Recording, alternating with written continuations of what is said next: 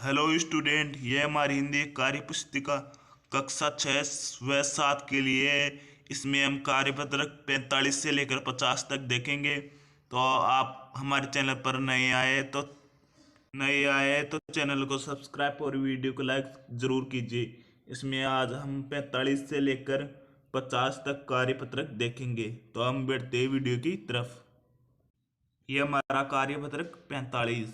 तो इसमें एक कविता दी हुई है। इसको ध्यान से पढ़कर नीचे दिए गए प्रश्नों के उत्तर लिखने हैं। ये नीचे प्रश्न है, तो इनका उत्तर हमें लिखना है। कोशिश करने वालों की हार नहीं होती। तो इसमें कोशिश करने वालों की हार नहीं होती ऊपर दिया हुआ है। ये देख सकते हो आप, कोशिश करने वालों की हार नहीं होती। तो यहाँ पे हार नहीं होती। तो यहाँ पर हार नहीं होती। ये सेकंड पर्सन। हमें इस कविता से सीख मिलती है। ये सेकंड आ जाएगी। इसमें हमें चिट्ठी की तरह बार बार प्रयास करना चाहिए। ये तीसरा प्रश्न, उपयुक्त पद्यांश को उचित शीर्षक दीजिए। ये तीसरा प्रश्न है। इसका आंसर ये होगा, अगर मन से कोई काम किया जाए तो सफलता पूर्वक हो सकता है। ये चौथा प्रश्न, चिट्ठी के मन में सास कब भर जाता है। चिट्ठी चिट्ठी चढ़ती दीवारों पर 100 बार फिसलती है, तब उसके मन में सास भर जाता है। ये चौथा प्रश्न है, चिट्ठी की मेहनत बेकार कब नहीं होती। चिट्ठी गिरकर छड़ना न अखरता, आखिर उसकी मेहनत बेकार नहीं होती। तो इसका आंसर ये हो जाएगा। ये छठवां प्रश्न, उपयुक्त पंक्तियों में निहित भाव को स्पष्ट कीजिए। तो इसमें इस भाव को स्पष्ट करना है।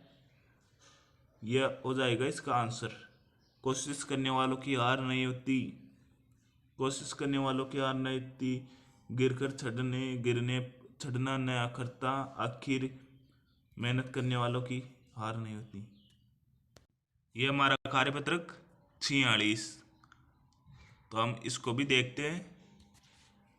इसमें पहला प्रश्न है, दिए गए वाक्यों के काल को समझकर सही विकल्प चुनिए। तो इसमें ये वाक्य है और ये काल है। तो इनमें वाक्य को समझकर काल को चुनना है, सही का निशान लगाना है। तो ये हमारा कार्यपत्रक 46। इसमें पहला प्रश्न दिया गया हुआ है।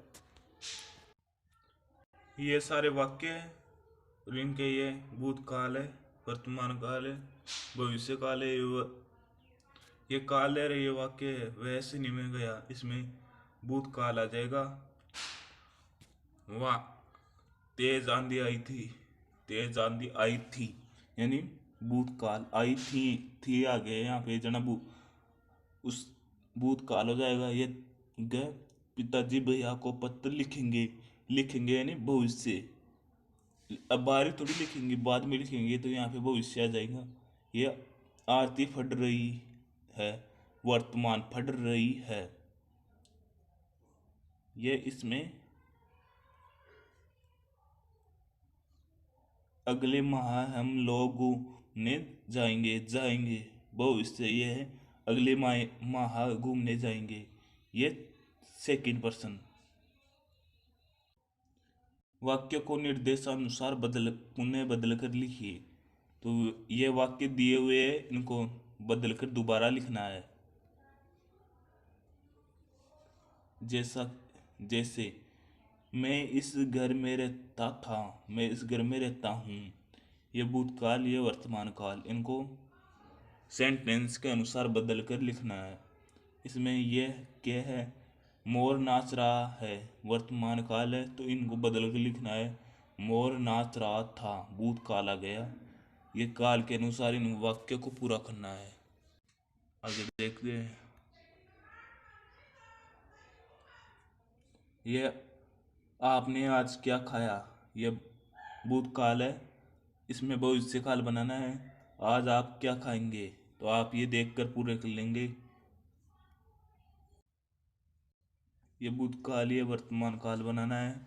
ये कार्यपत्रक 47। तो इसको हम पूरा करेंगे। ये कार्यपत्रक 47। इसमें पहला प्रश्न दिया हुआ है, नीचे दिए गए पोस्टर को ध्यान से पढ़िए और प्रश्नों के उत्तर लिखिए। इस पोस्टर को ध्यान से पढ़ना है, ये विज्ञापन है। इसको ध्यान से पढ़कर नीचे दिए गए प्रश्नों के उत्तर लिखने हैं। स्वच्छ भारत मिशन, कूड़ा डाले सिर्फ कूड़ेदान में, इस बात का ध्यान रखें। पेयजल और स्वच्छता मंत्रालय, भारत सरकार।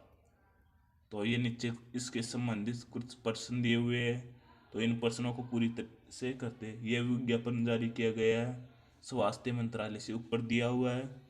यह स्वास्थ्य मंत्रालय से है, तो इसमें स्वास्थ्य मंत्रालय आ जाएगा। ये सेकंड प्रश्न, यह पोस्टर संदेश दे रहा है कूड़ेदान का सही उपयोग। ये तीसरा प्रश्न,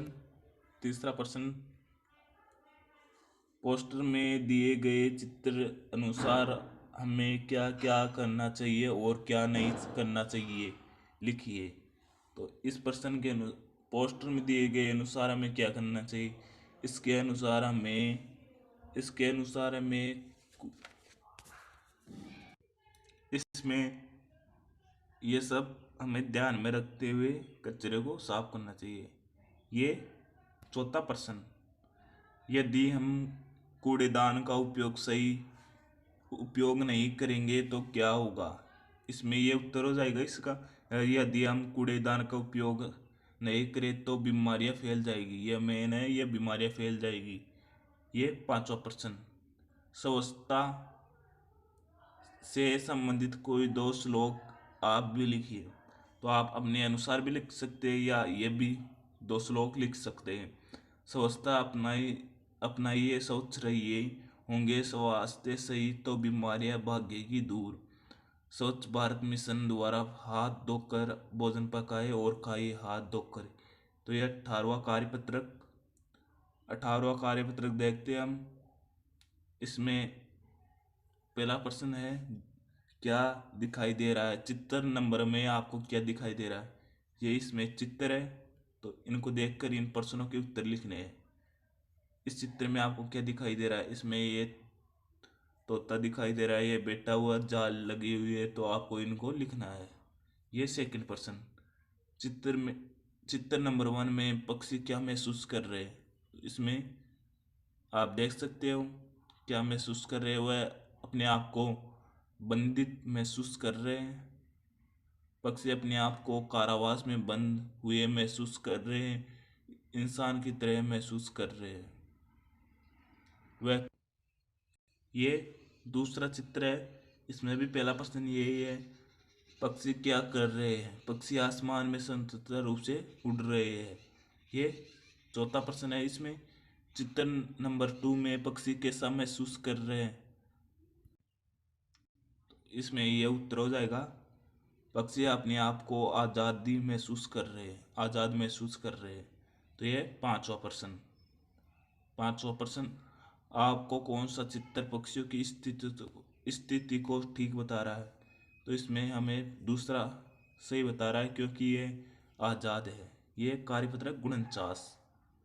तो इसमें ये गद्यांश दिया हुआ है, इनको पढ़ उत्तर लिखना है, तो आप गद्यांश को पढ़ लेना।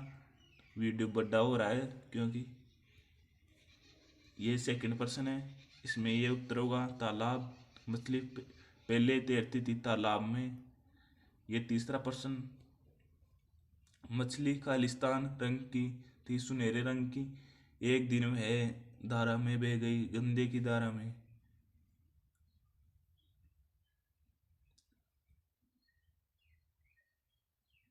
मछली उदास हो गई, यहाँ पे ये लिखना है आपको। ये छठवां प्रश्न, यदि तुम मछली की जगह होते तो सबके साथ कैसा व्यवहार करते, यहाँ पे ये लिखना है, अच्छे से व्यवहार करते, हम सबके साथ मिलकर रहते हैं। तो ये सातवां प्रश्न, नीचे दिए गए शब्दों के अर्थ लिखकर वाक्य बनाइए। ये शब्द हैं, ये अर्थ हैं, तो ये वाक्य बनाना है, तो आप ये लिख आराम से लिख सकते हैं, स्क्रीनशॉट ले सकते हैं। ये 50वां कार्यपत्र, इसमें भी एक गद्यांश है, इनको आराम से पढ़ना है और इनका उत्तर नीचे लिखना है। नीचे दिए गए प्रश्नों के उत्तर लिखने हैं। तो इसमें पहला प्रश्न है, खिलौनों के लिए मचल गया था दिन निका लाल। राजा के घर में किस तरह के खिलौने नहीं होते, मिट्टी के खिलौने नहीं होते। ये माँ दुखी क्यों हो उठी, माँ दुखी क्यों उठी। इसमें क्योंकि वह अपने लाल को अच्छे खिलौने देने में अक्षम थी। ये चौथा प्रश्न, इसमें आप देखकर लिख लेंगे। ये पांचवा प्रश्न, उपयोग गद्यांश में सर्वनाम शब्द छांट कर लिखिए। इसमें आपको और सर्वनाम आते हैं तो ये सर्वनाम छांट कर लिख लेंगे, वह नहीं इसमें ये कर लेंगे। ये छठवा प्रश्न, इस कविता में बच्चा माँ से नाराज हो रहा था क्यों। तो यहाँ पे ये देख कर लिख लेंगे, स्क्रीनशॉट ले सकते हैं आप। ये सातवां प्रश्न, आपने भी कभी किसी वस्तु से जिद की होगी, उसके बारे में लिखिए। यदि आपने अपने माता पिता से किसी वस्तु की जिद की है तो वह आप इसके बारे में लिख सकते। नहीं तो इसमें से लिख सकते, हाँ मैंने एक बार सर्दियों में कोट के लिए जिद की थी। मैं सारे दिन कोट कोट करता था। यह उसकी जिद थी। तो मिलते हैं हम नेक्स्ट वीडियो के में। तब तक के लिए राम राम सा। अगर आप हमारे चैनल पर पहली बार आए तो चैनल को सब्सक्राइब और वीडियो को लाइक ज़रूर कीजिए। तब तक के लिए राम राम सा।